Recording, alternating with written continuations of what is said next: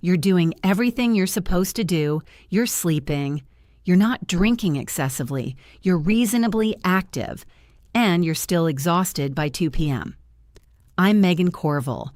What I'm covering today are 5 completely normal, widely accepted daily habits that research shows directly destroy energy after 40. Not because they're obviously harmful, but because of what they do to the specific biological systems that change after 40. And number 1 is something almost every tired person over 40 does every single morning without realizing it. 5 habits. Let's get into it. Habit 5. Eating a high-carbohydrate breakfast. This is the habit that sets the energy tone for the entire day. And for most people over 40, it's setting the wrong one. Toast, cereal, granola, fruit juice, a bagel, a muffin.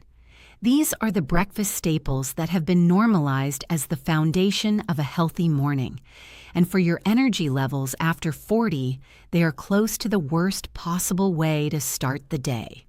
Here's the mechanism. When you eat a high-carbohydrate breakfast, blood glucose rises sharply.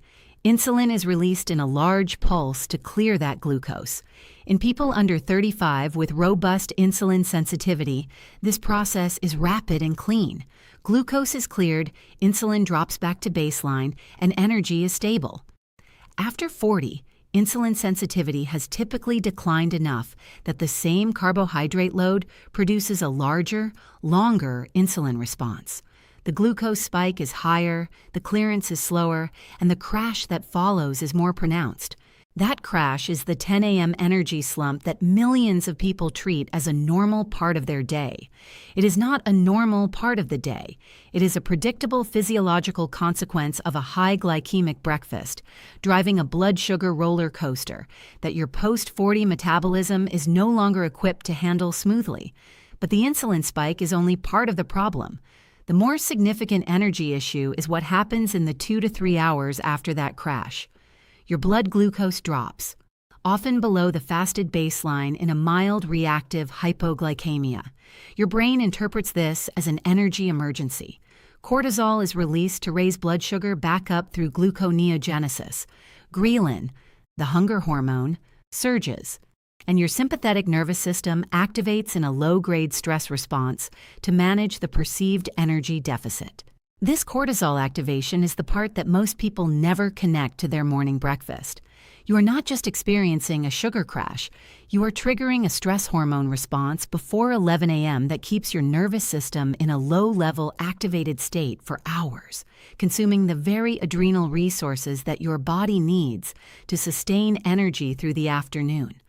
After 40, adrenal reserve, the capacity of your adrenal glands to produce cortisol on demand, is naturally declining.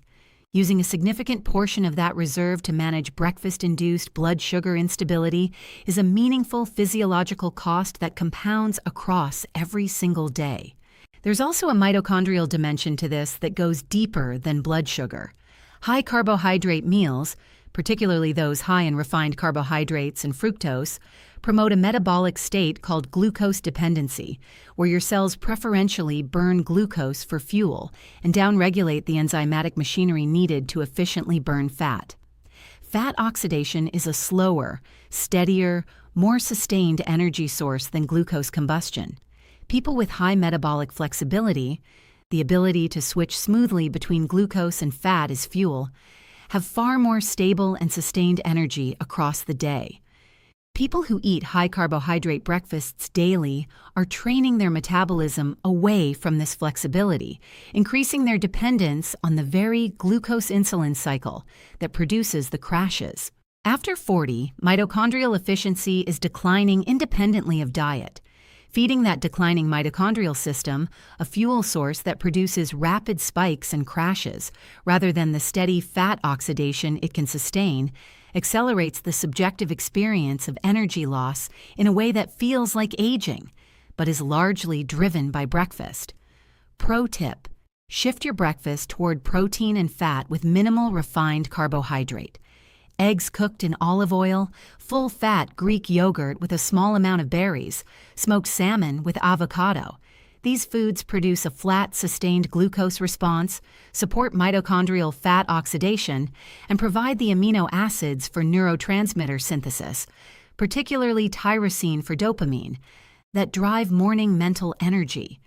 If you train in the morning and require carbohydrates for performance, time them after your workout rather than before, where they replenish muscle glycogen rather than spike fasting insulin. Habit 4. Drinking coffee. First thing in the morning. This one is going to be controversial because coffee itself is not the problem. Coffee has a well-documented evidence base for cognitive performance, metabolic health, and longevity. The timing is the problem.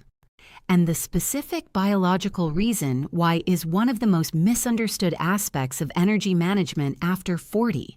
When you wake up, your body is in the middle of a cortisol surge. The cortisol awakening response, a natural, healthy spike in cortisol that occurs in the 30 to 45 minutes following waking, is your body's primary natural energizing mechanism.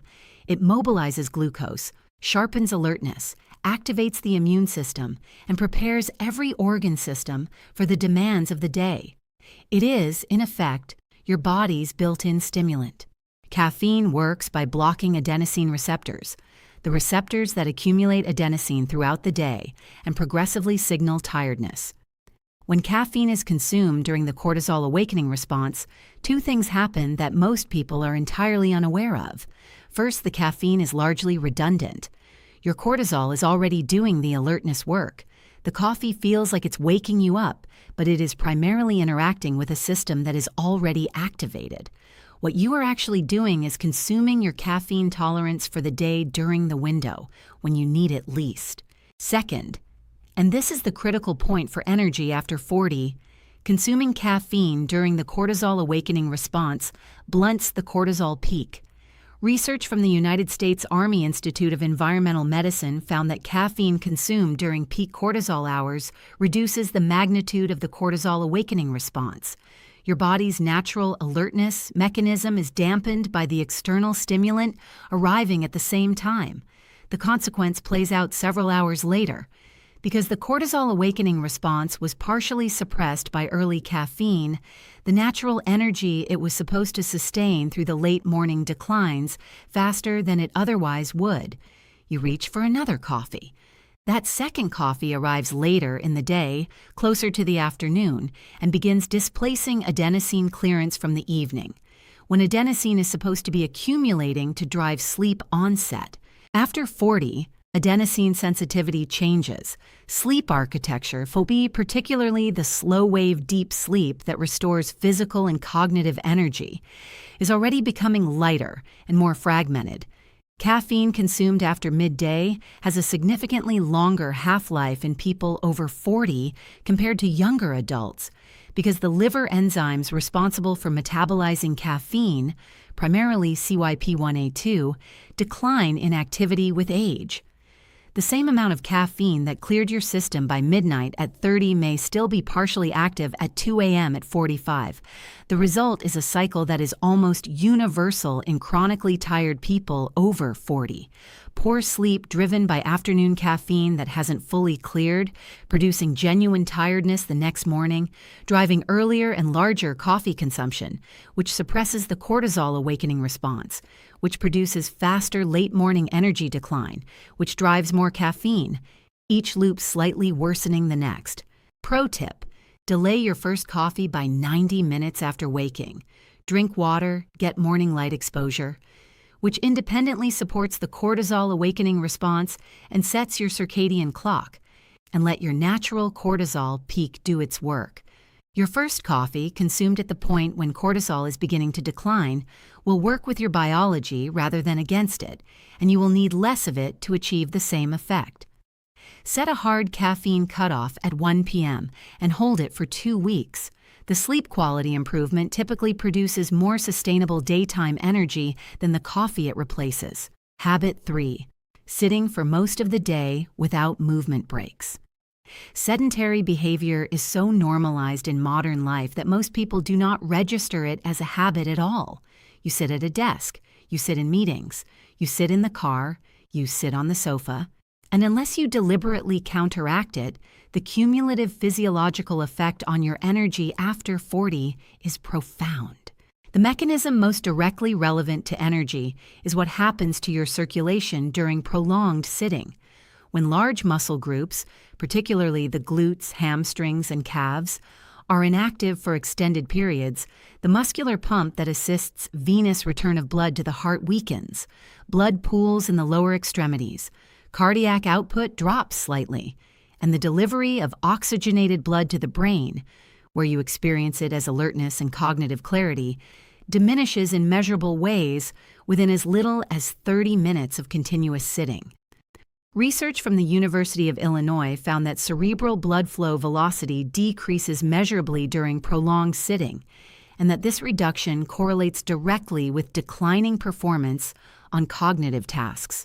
The afternoon mental fog that most people attribute to post-lunch digestion or simple tiredness is, in significant part, a cerebral perfusion issue driven by hours of uninterrupted sitting. After 40, this matters more for a specific reason. Arterial compliance, the flexibility and responsiveness of blood vessels, naturally declines with age. In younger people, vascular autoregulation compensates more effectively for the reduced muscular pump during sitting, maintaining cerebral perfusion at near normal levels for longer. After 40, that compensation is less effective, meaning the cerebral blood flow reduction from prolonged sitting is both faster to onset and more pronounced. There is a second mechanism operating at the cellular level. Prolonged sitting reduces the activity of lipoprotein lipase, an enzyme in muscle tissue that clears triglycerides from the bloodstream and makes fat available as cellular fuel. When this enzyme is inactive, triglycerides accumulate.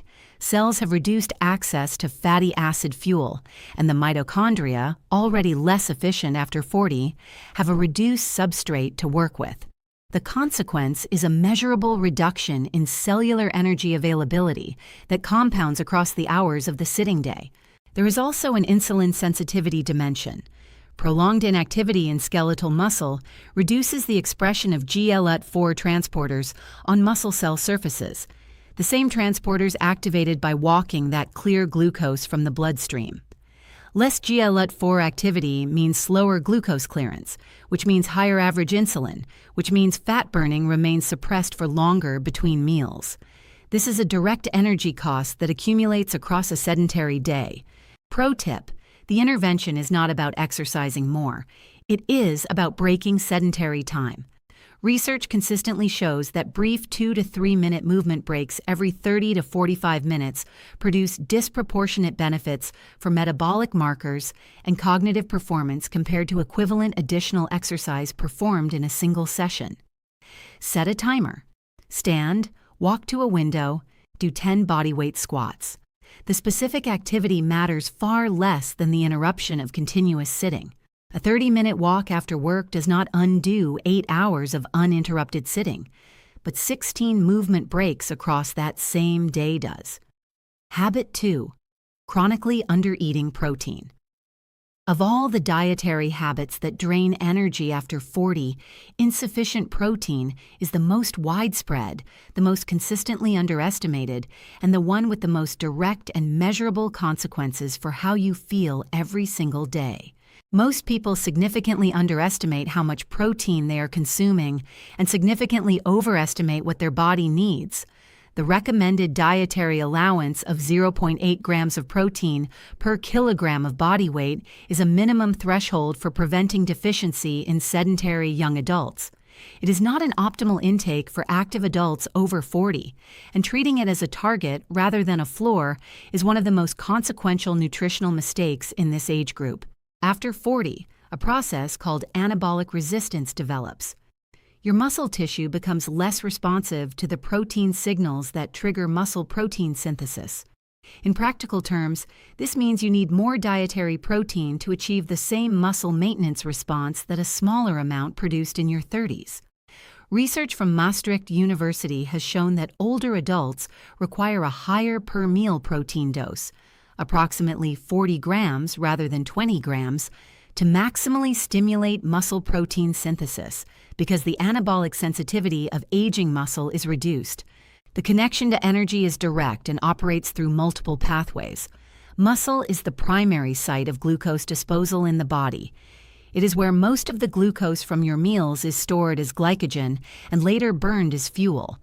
Insufficient muscle mass means reduced glucose storage capacity, which means higher blood glucose levels after meals, which means higher and more prolonged insulin responses, which means more time in the fat-storing, energy-suppressing hormonal state that follows eating.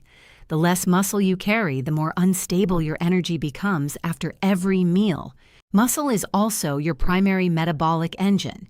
Each kilogram of lean muscle mass burns approximately 13 calories per day at rest, a modest individual contribution that becomes substantial across the whole body. The gradual loss of muscle that occurs from inadequate protein and age, a process called sarcopenia, reduces your resting metabolic rate progressively, meaning you produce less metabolic heat, less cellular energy turnover, and feel the fatigue that comes with a slower overall metabolism. The neurotransmitter dimension is equally important and almost never discussed. The amino acids in dietary protein are the direct precursors to virtually every neurotransmitter relevant to energy and mood. Tyrosine, found in meat, fish, eggs, and dairy, is the precursor to dopamine and noradrenaline, the neurotransmitters that drive motivation, focus, and mental drive.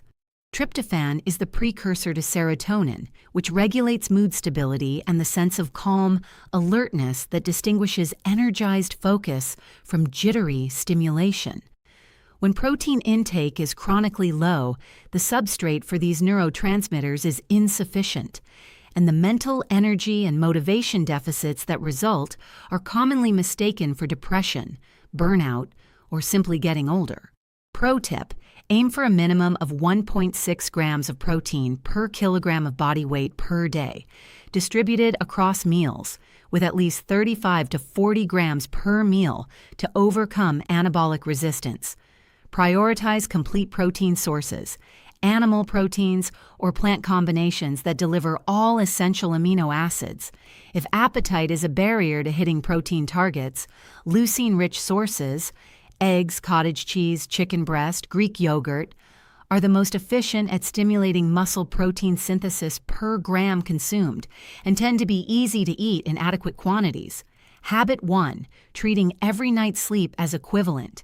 This is number 1 because it is the most fundamental driver of chronic energy depletion after 40, and because the specific misunderstanding that causes it is almost universal. Most people think about sleep in terms of hours: 7 hours good, 5 hours bad. And while total sleep duration matters, it is only one dimension of a much more complex picture. What research on sleep and aging consistently shows is that after 40, it is the architecture of your sleep, the proportion of specific stages and their quality, that determines whether sleep restores your energy or merely passes the night. The two stages that matter most are slow-wave sleep and REM sleep. Slow-wave sleep, also called deep sleep, is where physical restoration happens. Human growth hormone is secreted almost exclusively during slow-wave sleep. Muscle protein synthesis, immune system consolidation, metabolic reset, and the clearing of inflammatory metabolites from tissues all occur predominantly in this stage. REM sleep is where cognitive restoration happens. Memory consolidation, emotional regulation, and the neural maintenance processes that support the clarity and focus that feel like mental energy the following day. After 40, slow-wave sleep begins declining measurably. The proportion of the night spent in deep sleep falls with each decade. Adults in their 40s and 50s typically get significantly less slow-wave sleep than they did in their 20s and 30s, even when total sleep time is identical. This is why 7 hours of sleep at 45 does not feel as restorative as 7 hours at 25. The same duration contains far less of the stage where the biological work of restoration actually happens. What most people do in response to this is try to sleep more hours, often unsuccessfully, or accept the fatigue as inevitable. What the research actually supports is protecting and deepening the slow-wave sleep that remains, rather than simply extending the total time in bed. The behaviors that most aggressively erode slow-wave sleep architecture are well established and largely behavioral. Alcohol is the most significant. It suppresses slow-wave sleep even while it helps you fall asleep faster, producing a night that feels adequate but is metabolically and hormonally shallow. Irregular sleep and wake times disrupt the circadian gating of slow-wave sleep. This stage is most concentrated in the early portion of the night and is highly dependent on sleeping and waking at consistent times. Screen exposure before bed, through its suppression of melatonin, delays the onset of slow-wave sleep, compressing the window in which it can occur within a fixed wake time. The consequences of chronically shallow sleep after 40 extend beyond tiredness. Growth hormone secretion, already declining with age, is further suppressed by poor slow-wave sleep. Reduced growth hormone means reduced overnight muscle protein synthesis, reduced fat mobilization during sleep, and reduced cellular repair. Cortisol regulation is impaired. People with shallow sleep produce higher waking cortisol, which accelerates the adrenal fatigue cycle that drives afternoon energy crashes. And insulin sensitivity is acutely reduced by a single night of poor sleep, measurably enough that one bad night produces a metabolic state resembling early insulin resistance. Treating every night's sleep as equivalent, measuring only hours, accepting fragmented or shallow sleep as normal, and not actively managing the behaviors that protect sleep architecture, is the single habit that most completely dismantles every other effort you make to sustain energy after 40. Pro tip: choose one sleep architecture intervention and implement it consistently for 3 weeks before evaluating results. The highest impact single change for most people over 40 is a fixed wake time, 7 days a week. Not a fixed bedtime, which is hard to control, but a fixed wake time, which you can control absolutely. A consistent wake time anchors your circadian rhythm, concentrates slow-wave sleep in the early part of the night where it belongs, and gradually improves sleep quality more reliably than any supplement or sleep hygiene checklist. Magnesium glycinate at 300 to 400 milligrams taken 45 minutes before bed has the strongest research support of any sleep supplement for improving slow-wave sleep depth in adults over 40, and is a reasonable addition once the behavioral foundation is in place. Here's what I want you to understand from today. The fatigue most people over 40 experience is not a character flaw, and it is not simply aging. It is the cumulative physiological output of habits that have become invisible because they are normal, not because they are harmless. Blood sugar instability from breakfast, suppressed cortisol rhythm from mistimed coffee, cerebral underperfusion from unbroken sitting, neurotransmitter substrate depletion from insufficient protein, and shallow sleep that fails to restore any of it overnight. Each of these habits compounds the others. Fix one, and you reduce the load on the systems the others are depleting. Fix several, and the energy shift is not incremental. It is categorical.